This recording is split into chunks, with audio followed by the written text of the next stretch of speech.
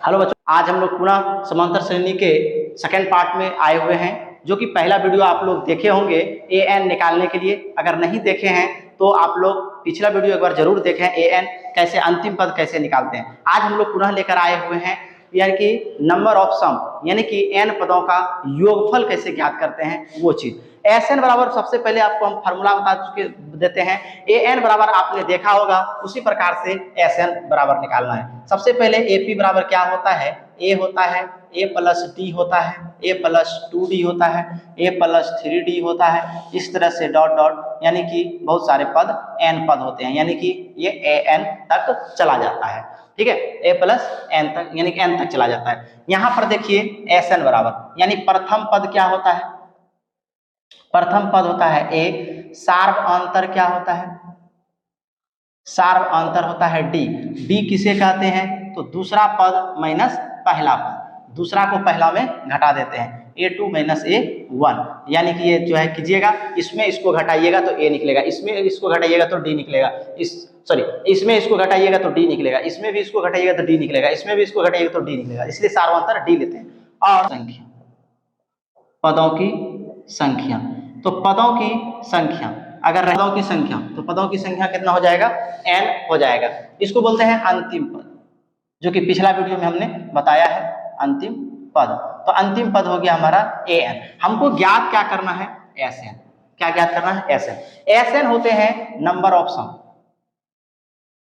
Number of sum. Number of sum कहने का मतलब है कि जितना भी संख्या दिया है, सम मतलब जोड़, यानी कि उसका जोड़ कीजिए, नंबर ऑफ सम कहते हैं। तो एस एन, हम लोग एस एन बराबर फॉर्मूला याद रखेंगे, एन बटा 2, जितना पद रहेगा उसका आधा कर देंगे इंटू 2a यानी 2 गुना पहला पद जोड़ n minus 1 into D, n into D.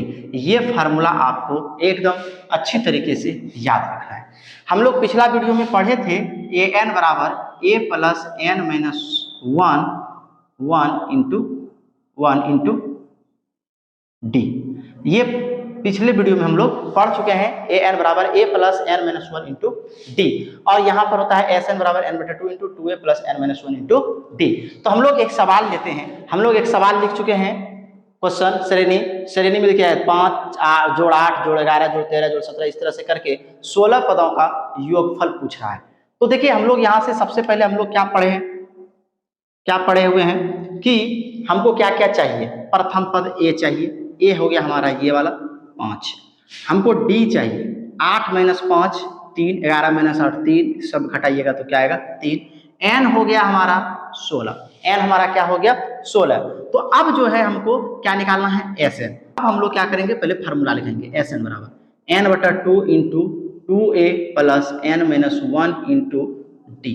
ठीक है, ये फार्मूला लिख लिए। इसी पर अब मान बैठाएंगे, एस 16 तो यहाँ n बराबर कितना है 16 बटा 2 इंटू यानी कि 2 गुना a का वैल्यू कितना है, a का वैल्यू आपको दिख रहा होगा यहाँ पर कितना है 5, तो 5 रख देंगे, प्लस n का वैल्यू कितना है 16 घटाओ 1, d का वैल्यू कितना है तो 3।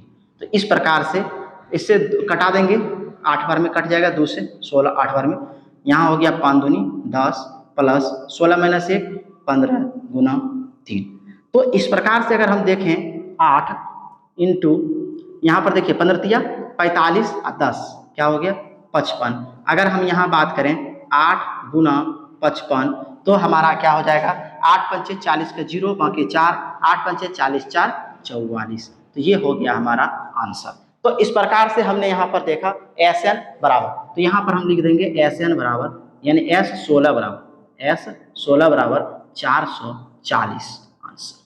तो इस प्रकार से आपको एस एन निकालना है। यहाँ पर भी एस एन का मान हो सकता है दिया रहेगा, यहाँ पर जो है कि एन का वैल्यू नहीं दिया रहेगा, ए और डी का वैल्यू दे देगा, आपको एन वैल्यू निकालना पड़ेगा। तो यहाँ पर भी आपको 4 चीजें मिला, एक तो ए डी एन और एस एन। यहाँ भी 4 चीज है, यहाँ भी 4 चीज है। 4 चीज में से हमेशा 3 चीज आपको दिया हुआ रहेगा, एक चीज आपको हमेशा निकालने के लिए बोला जाएगा।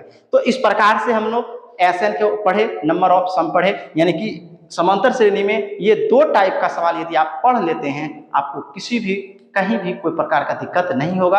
आप लोग को अगर कहीं पर बनाने में दिक्कत होता है तो आप लोग हमें कमेंट करके बताएं, हम उसके लिए नेक्स्ट वीडियो जल्द से जल्द लेके आएंगे। तो मिलते हैं नेक्स्ट वीडियो में, यहाँ तक के लिए धन्यवाद।